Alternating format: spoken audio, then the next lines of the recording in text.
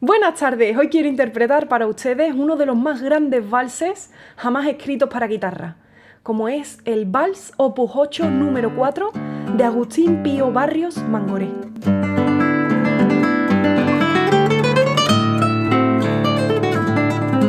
Este vals es muy especial porque no solo es virtuoso en su técnica, sino que también es virtuoso en la estructura compositiva. Comienza con una introducción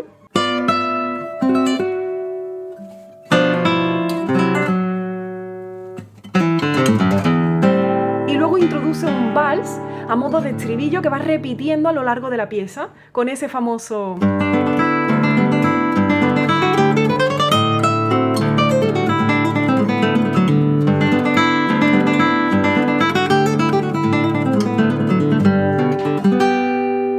A continuación viene un trío, que es como se le solía llamar a esos intermedios que separaban las partes de un vals. Y además lo hacen los graves,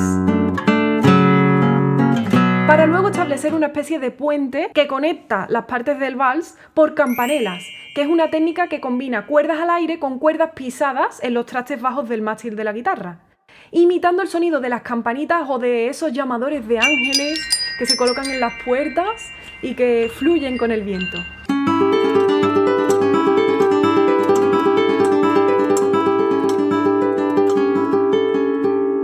Después de repetir el vals, acaba una coda con escalas muy rápidas acelerando que estallan en los acordes finales. Agustín Pío Barrios Mangoré fue uno de los mejores guitarristas y compositores de la historia de la música. Nació en una familia de 7 hermanos músicos que formaban la Orquesta Barrios. Pero es que Agustín también era poeta, ilustrador, escritor, periodista y muchas cosas más, ya que según Barrios, una persona no puede ser guitarrista si no se baña en la fuente de la cultura. Era paraguayo y guaraní. Los guaraníes son un grupo de pueblos nativos sudamericanos. Cuentan que el origen del nombre guaraní proviene de lo que escucharon los españoles cuando invadieron sus territorios, ya que ellos gritaban guaraní, que significa combatidlos. También llamaban guaraní a los guerreros. Agustín Barrios se presentaba en sus conciertos como Nitsuga Mangoré, el Paganini de la guitarra de la selva del Paraguay. El embajador de la raza guaraní, el Paganini de la guitarra, Nitsuga Mangoré. Y salía además vestido con trajes tradicionales en sus conciertos, con el pecho descubierto, con plumas, en una forma de identificarse como una marca personal, el marketing de la época, y también así defender sus raíces, porque estaba orgulloso de ellas. Nitsuga en realidad es Agustín al revés, y Mangoré es un nombre que tomó de un jefe legendario guaraní que cuenta la leyenda que murió de amor. Llamaba mucho la atención y su extraordinaria forma de tocar lo llevó al éxito.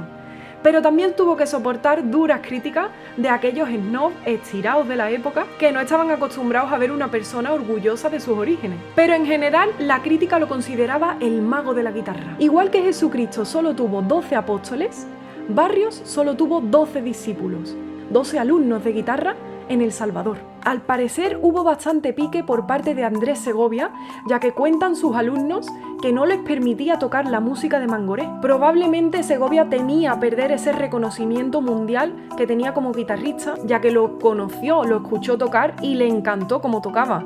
Él sabía que era un gran artista. Otra de las razones que pudo ocasionar esto es que Segovia quería alejar la guitarra de ese ambiente folclórico, popular, que la hacía alejarse de lo académico, porque Andrés Segovia quería introducir la guitarra en los conservatorios para poder acercarla a todo el mundo después. Pero es verdad que en ambientes elitistas ese carácter folclórico era mirado por encima del hombro. Y tal vez por eso Segovia despreció el arte de Mangoré, queriendo introducir la guitarra en los teatros más valorados y en repertorios incluso con orquesta. En definitiva, era una época difícil para la guitarra que cargaba con muchos prejuicios de la gente que la consideraban popular, vulgar y fácil de tocar, cuando realmente es todo lo contrario. Y Mangoré supo valorar esos orígenes, conservarlos y mimarlos, y al mismo tiempo elevarla a lo más alto a través de sus técnicas y su composición tan virtuosa. Si quieres aprender a tocar este vals, puedes hacerlo con mis partituras y tablaturas en paolahermosin.com. Incluyo además las digitaciones, símbolos para la mano izquierda con las posiciones de los acordes más complejos, para hacer que el aprendizaje sea cómodo, sencillo y visual. Y espero que te guste mi interpretación. Si es así, puedes suscribirte, dar me gusta, coméntame qué te ha parecido, puedes encontrar otras obras de Barrios Mangoré en mi canal y comparte el link de YouTube con tus amigos. Muchísimas gracias por verlo.